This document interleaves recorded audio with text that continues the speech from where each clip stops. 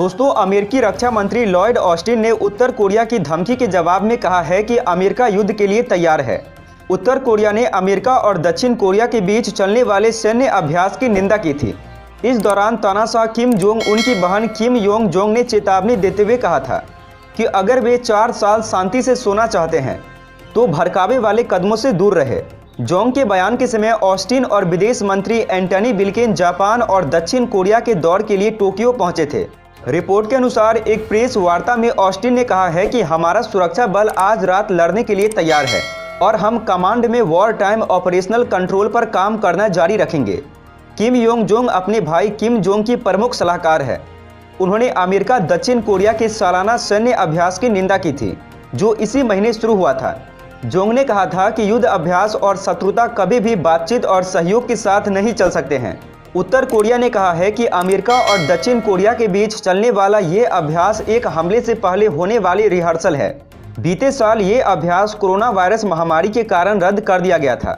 उत्तर Korea और दक्षिण Korea के बीच आज भी वैसी ही स्थिति बनी हुई है जैसा 1953 के युद्ध के दौरान थी।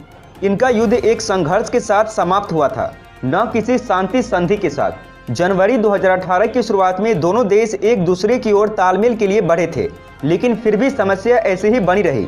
अमेरिका के पूर्व राष्ट्रपति डोनाल्ड ट्रंप ने किम जोंग उन के साथ 3 बार मुलाकात की थी, लेकिन उन्होंने उत्तर कोरिया की उस मांग को नहीं माना था जिसमें उसने परमाणु कार्यक्रम रोकने के बदले उस पर लगे प्रतिबंध हटाने को कहा था।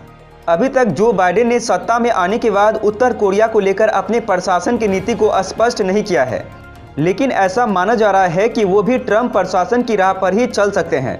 वहीं आपको बता दें, सऊदी अरब पर एक बार फिर ड्रोन से हमला किया गया है। ये हमला राजधानी रियाद पर हुआ है, जिसमें वहां मौजूद तेल रिफाइनरी में भीषण आग लग गई है। इस बात की जानकारी सऊदी सरकार ने दी है। इससे कुछ समय पहले ही ईरान समर्थित हूती विद्रोहियों ने कहा था कि उन्होंने रियाद में सऊदी अरामको तेल रिफाइनरी पर हमला किया है।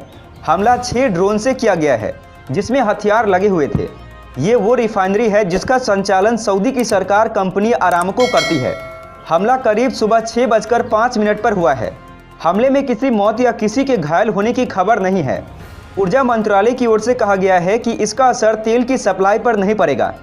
हूती विद्रोहियों ने जब अरामको पर हमला करने की बात बताई थी तो उन्होंने ये खुलासा नहीं किया था कि किन स्थानों को निशाना बनाया गया है। हूती विद्रोहियों के प्रवक्ता ने कहा था कि हमारे सशस्त्र बलों ने आज सुबह एक ऑपरेशन चलाया है। इसमें 6 ड्रोन का इस्तेमाल हुआ है जिससे दुश्मन सऊदी अरब की राजधानी रियाद में स्थित कंपनी अरामको को निशाना बनाया गया है। हालांकि इस मामले में अरामको की ओर से अभी कुछ भी नहीं कहा गया है। कंपनी ने केवल इतना बोला है कि मामले में अभी कुछ कहना जल्दबाजी होगा। सऊदी अरब पर बीते कुछ समय से हूती विद्रोहियों के हमलों में इजाफा हुआ है। विद्रोहियों का कहना है कि सऊदी अरब के खिलाफ ऑपरेशन तब तक जारी रहेंगे जब तक उनकी यमन के प्रति आक्रामकता रहेगी। अच्छा सुनो, चैनल को सब्सक्राइब करो, उसके बाद घंटी बजा देना ताकि अगली वीडियो आपसे मिस ना हो पाए। Thank you.